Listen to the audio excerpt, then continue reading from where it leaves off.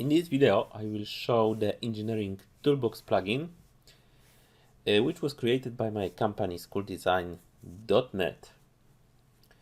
It is a set of functions that will help with modeling or working in SketchUp in your everyday.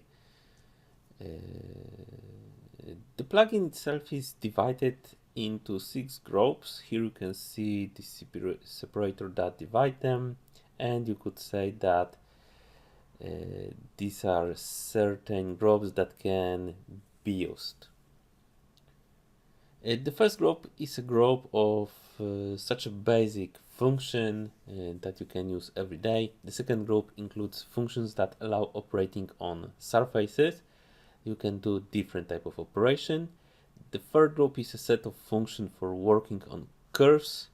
There is a lot of new features. Next, we have group more responsible, let me say, for filtering and selecting individual elements.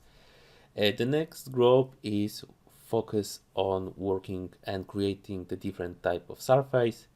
Then we have the group that also serve here different type of operations that can be used in combined with curves and surfaces, while the last group consists of such additional functions that are actually missing in SketchUp, and they are very often needed for daily work. So I hope that they will also be very useful for you.